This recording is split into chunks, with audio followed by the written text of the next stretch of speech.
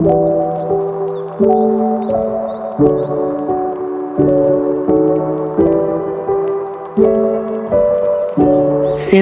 hormon.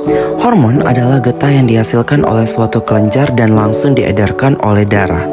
Kelenjar tersebut tidak mempunyai saluran khusus, sehingga sering disebut sebagai kelenjar buntu atau kelenjar endokrin.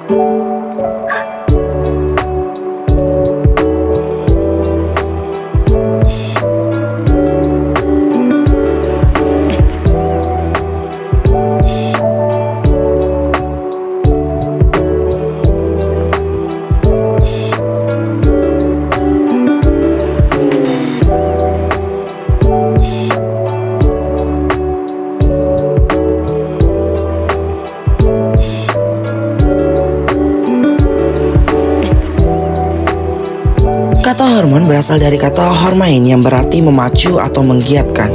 Hormon mempunyai pengaruh yang amat besar dan diperlukan oleh tubuh dalam jumlah sedikit. Ketika kita kekurangan hormon dapat ditambah hormon sejenis dari luar, akan mengakibatkan gangguan kerja organ tubuh apabila hormon berlebihan terdapat dalam tubuh kita. Sebagai komponen sistem koordinasi, hormon mempunyai hubungan yang erat dengan sistem saraf.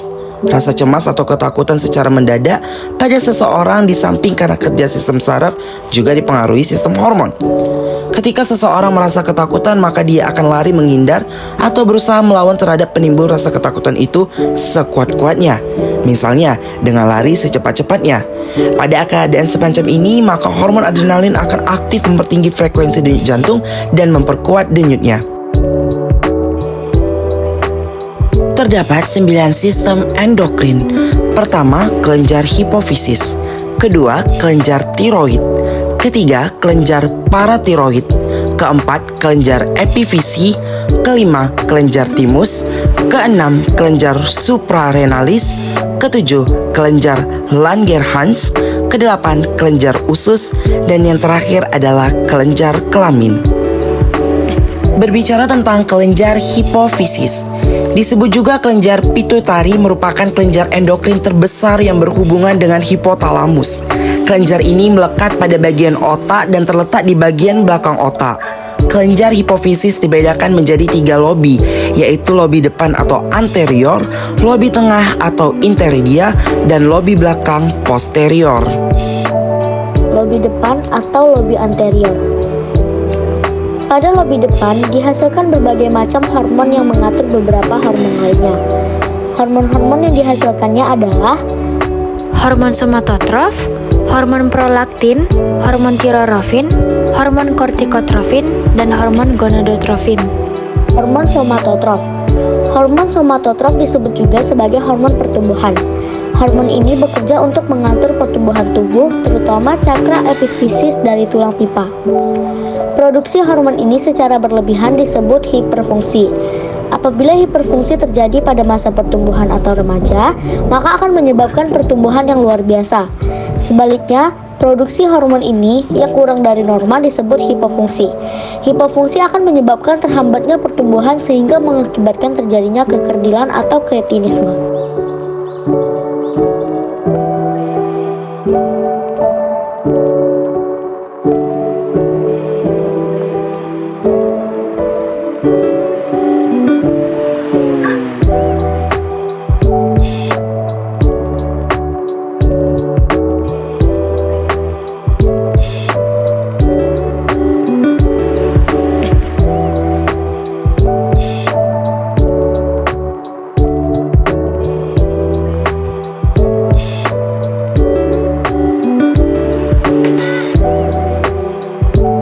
Hormon prolaktin. Hormon ini mempunyai sasaran pada kelenjar susu.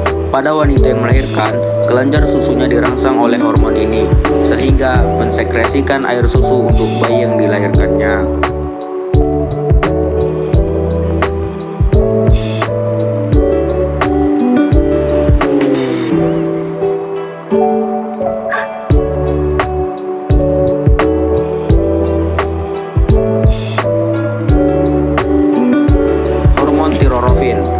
Hormon ini mempunyai sasaran pada kelenjar tiroid, berfungsi untuk mengatur kegiatan kelenjar tiroid dalam mensekresikan hormonnya.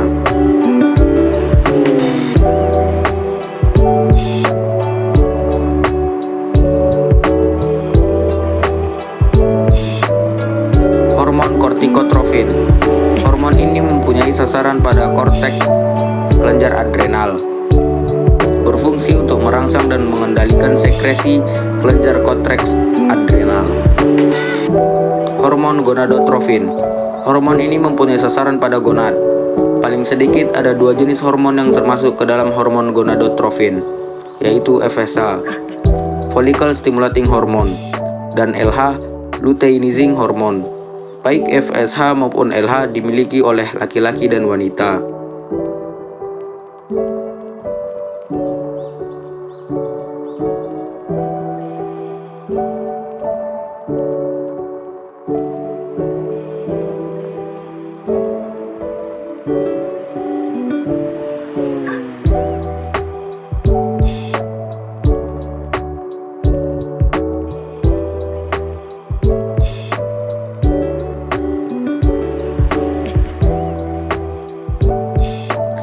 FSH. FSH pada laki-laki berfungsi untuk mempengaruhi proses spermatogenesis atau pembentukan sperma. FSH pada wanita berfungsi untuk merangsang pertumbuhan sel-sel folikel di dalam ovarium. LH pada laki-laki berfungsi untuk merangsang sel interstisial Leydig di dalam testis supaya menghasilkan testosteron. LH pada wanita berfungsi untuk merangsang ovulasi atau pematangan sel telur atau ovum. Lobi tengah atau lobi intermedia. Kelenjar hipofisis bagian lobi tengah mengalami kemunduran atau rudimenter, dan hormon yang dihasilkan oleh bagian ini mempunyai fungsi yang belum jelas. Lobi belakang atau lobi posterior. Pada lobi belakang dihasilkan 2 macam hormon, yaitu hormon oksitosin dan hormon vasopresin. A. Hormon oksitosin. Hormon oksitosin mempunyai beberapa fungsi, yaitu 1. Merangsang kontraksi otot polos pada organ-organ dalam, seperti usus dan kantung urin. 2. Membantu kontraksi rahim saat akan melahirkan dan saat akan mengeluarkan plasenta. 3. Merangsang kelenjar susu ibu untuk menghasilkan air susu. B. Hormon vasopresin. Hormon ini dikenal juga dengan hormon antidiuretik karena bekerja untuk merangsang penyerapan urin di saluran ginjal. Apabila tekanan osmotik darah naik meskipun sedikit, maka akan merangsang pengeluaran hormon ini. Pengeluaran yang berlebihan dari hormon ini akan menyebabkan seringnya terjadi pengeluaran urin. Kelainan ini disebut diabetes insipidus. Kelenjar tiroid. Kelenjar tiroid terletak di kanan dan kiri trakea daerah faring, berbentuk seperti perisai. Kelenjar ini menghasilkan 2 macam hormon, yaitu hormon tiroxin dan hormon tridothironin. Untuk membuat hormon ini diperlukan yodium. Dalam keadaan biasa, yodium diperoleh dari air atau makanan. Kekurangan yodium menyebabkan terjadinya pembesaran kelenjar tiroid yang dikenal sebagai penyakit gondok.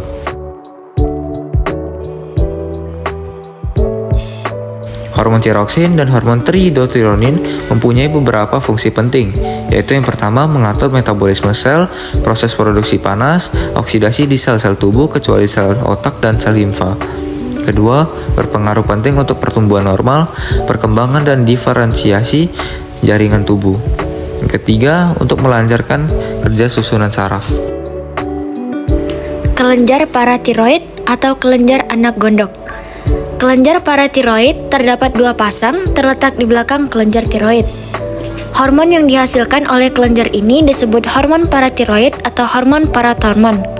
Hormon paratormon berfungsi untuk merangsang pengeluaran kalsium dari dalam tulang dan mengatur kadar kalsium dalam darah. Apabila kadar kalsium dalam darah lebih rendah dari normal, maka paratormon disekresikan. Hal ini mengakibatkan kalsium dalam tulang akan larut dan masuk ke dalam darah berbentuk ion kalsium. Kelebihan hormon paratormon menyebabkan kadar kalsium dalam darah meningkat sehingga berakibat terjadinya endapan kalsium pada ginjal yang disebut batu ginjal.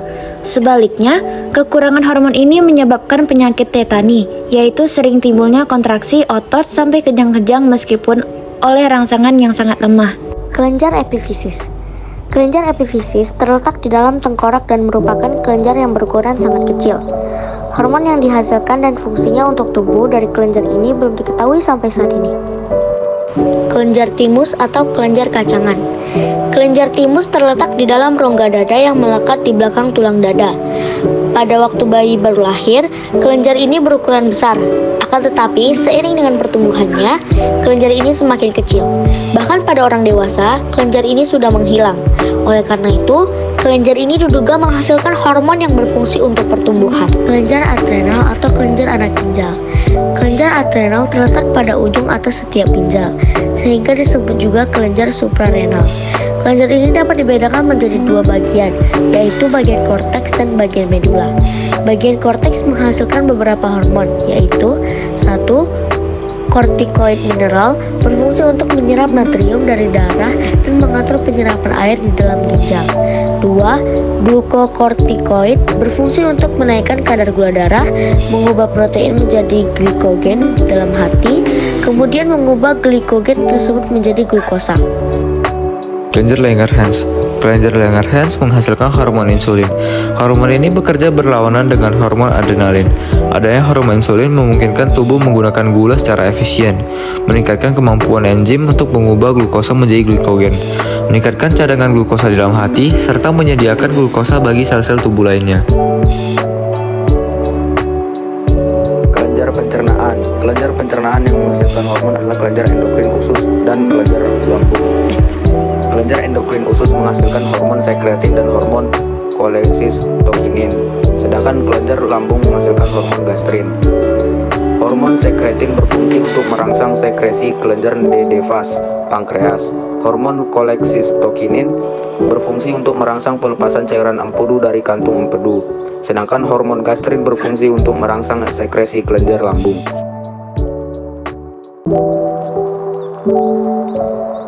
Kelenjar kelamin menghasilkan hormon yang mempengaruhi kedewasaan pria dan wanita. Kedewasaan ini dapat diketahui dari perkembangan kelamin primer dan kelamin sekundernya. Kelenjar kelamin pada pria disebut testis, sedangkan kelenjar kelamin pada wanita disebut ovarium. 1. Kelenjar kelamin pria atau testis. Testis mengandung sel-sel Leydig. Sel-sel Leydig ini menghasilkan hormon testosteron yang mempengaruhi terhadap pertumbuhan kelamin sekunder pada pria dan mempengaruhi proses spermatogenesis. 2.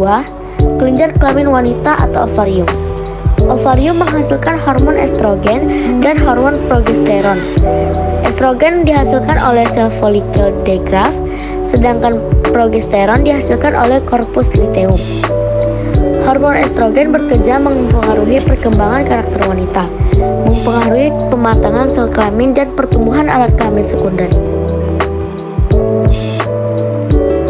Hubungan hormon dan saraf. Baik sistem hormon dan saraf berkaitan dengan proses menyampaikan informasi. Pada saraf, penyampaian informasi melalui sinapsis listrik, sedangkan pada sistem hormon melalui zat kimia disebut neurotransmitter. Kerjasama antara sistem hormon dan sistem saraf antara lain tampak pada keadaan yang menyebabkan seseorang kekurangan air atau dehidrasi. Keadaan ini akan dilacak oleh saraf tentu pada hipotalamus terus ke hipofisis.